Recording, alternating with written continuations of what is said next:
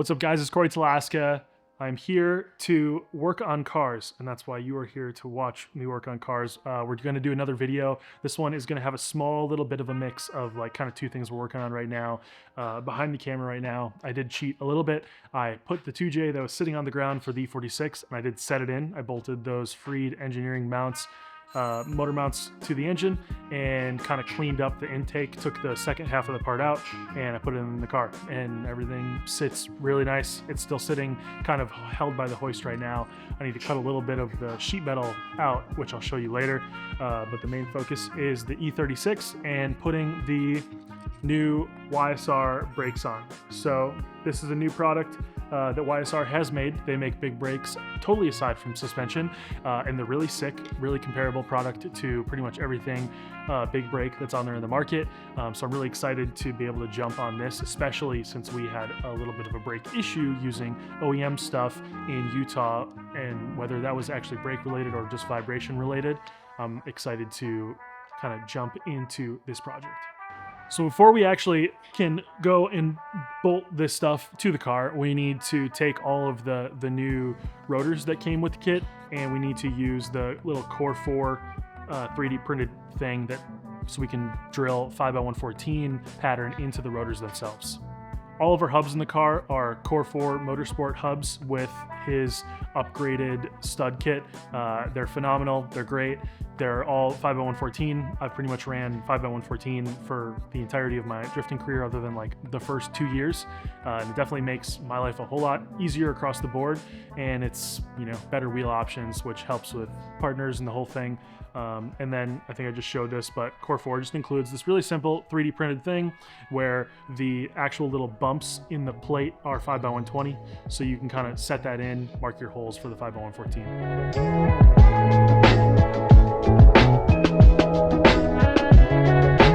Yeah.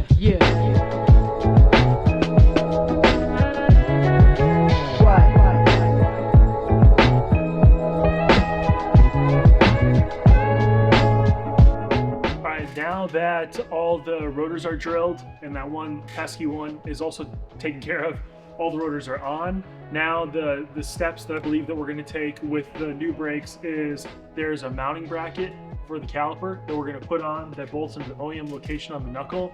Then once that's on, we can bolt the actual caliper on, but without the brake pads, because we want to make sure that everything's centered. Now, the kit that comes with YSR, it comes with a bunch of small little shims that you can kind of put basically in this bracket to kind of position it on the rotor itself.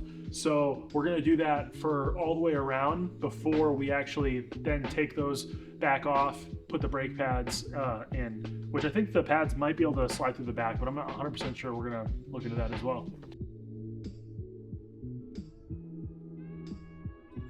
All right, so we got the bracket bolted up right here to the knuckle with these bolts, and then we bolted the caliper itself to the bracket through 2 bolts that go through the back of the caliper here. The tolerance is super tight, so you want to make sure when you're tightening them, you're going evenly, or else it can kind of get cocked. And then after looking at the gap between this point and this point, basically in the rotor itself, there was a need to add a really small shim. So there's a couple different sizes, but this is about a 30,000 shim. This is all we needed to basically put in between the black bracket and the knuckle itself to space to center this. All right, so progress in the right direction. We have both front calipers on, lined up, shimmed. The left front didn't actually need any. The right front had that small 30,000 one that I showed you. My dad started on the rear. The rear is now where we're doing 2, because I am switching to dual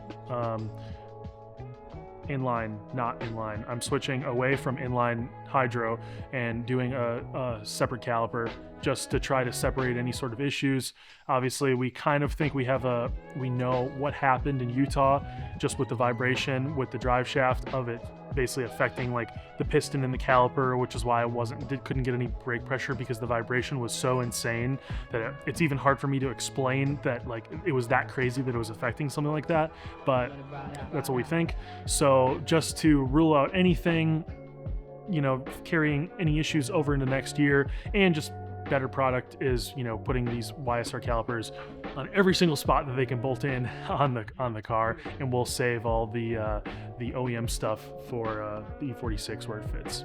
All right, for our brake pad situation, Yellow Speed, just like most of the brands, has a whole array of colors differently that are kind of for different things, different purposes. We're gonna be running the yellows in the front, and then we're gonna be running the sports in the rear, both in the main rear foot caliper and the one that's in the Hydra. And then just to show you again, to install the pads, there's basically this little pressure clip that after you slide the pads in through the back of the caliper, literally set this on and put this little dowel, put the bolt through the caliper, done, that's it. So this is definitely a new sight for me. I've always had a caliper, there it is, just the OEM M3 caliper on the rear. It's always what I've ran. The Hydro has always run through that as well. And now we're literally going from that tiny baby caliper to this. Two huge, massive 4-piston calipers. So sick. All right, 2J that was on the floor, now in the car. Don't worry, I didn't do much else. That's pretty much all I did. I bolted the engine mounts on, like I said, slapped it in here. I already have the subframe and the Condor mounts already in here, so that's taken care of.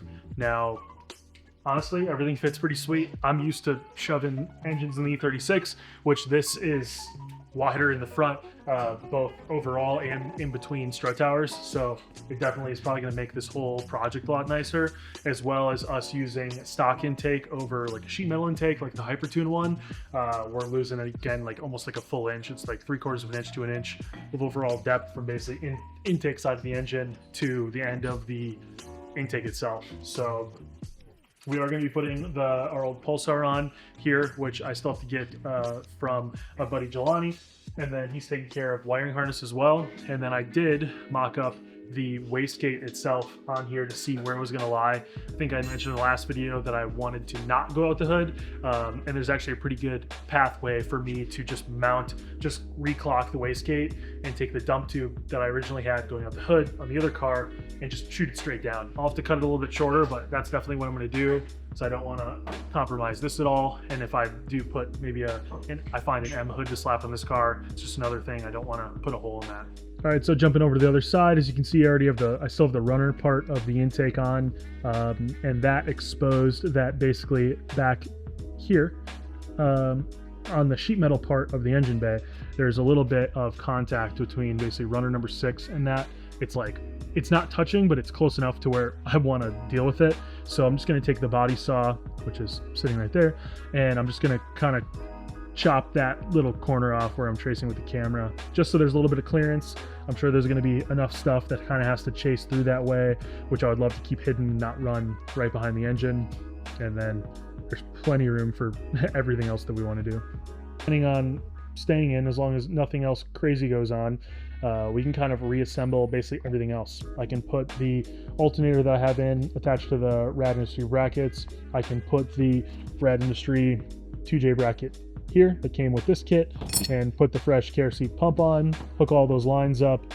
I can put the power steering cooler that I have sitting right here from Chase Bays on. This bad boy with these brackets sits really, really sick, kind of tucked in, and uses the same bolts that mount the steering rack itself. The wastegate, my tile 44 millimeter, I already moved the fitting in here because it originally was clocked where it was mounted and blowing the dump tube straight out the hood. So now it's basically going to go in that location right there, just clocked differently. So now it's going to aim down. Excuse me, what? This is sick. I mean, as long as the brakes brake, we're stoked. But this is sick. All right, so brake-wise, I'm stoked. This is obviously a part, like, I think I've talked about it, maybe when I talked about my E36 before, or just in general on social media, that the brakes on the car is something that I haven't really touched. Of course, we've always ran all the Chase Bays parts, the Chase Bays dual reservoir master, which we're gonna put a new one in this car, which that'll probably be, maybe it'll be this video, not sure. Who knows? Maybe not. Maybe next one. But the calipers and stuff, I've always just ran like the M3 stuff with EBC yellow stuff pads. That's all I've ran, and I've also ran these same pads for the entirety of the car drifting, which is, don't do that. It's an inexpensive part that you should replace, and that's not something that I want you to take after me for. But these brakes are nuts. Obviously, I'm very curious to see how they drive. I'm not worried at all, not even the slightest, of how they're going to feel, but it still might be something to get used to. You know, again, I've been driving this car for so long, and it's the only car that I've really drifted other than like once or twice in the E46. So I'm really used to how it felt.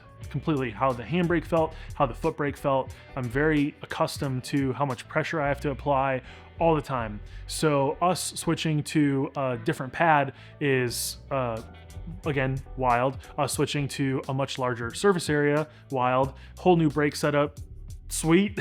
Luckily, I have always run manual brakes, so it's not like I'm going from a booster car to a manual brake car. Hell, even my E46's manual brakes, I just way prefer that over boosted brakes, especially if I remember back in the day when I still had the booster in the E36, and you have the booster and it shares the vacuum, and when you hit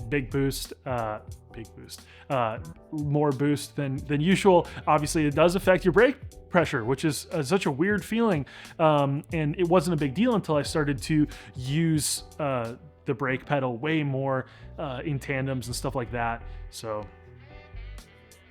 we'll see.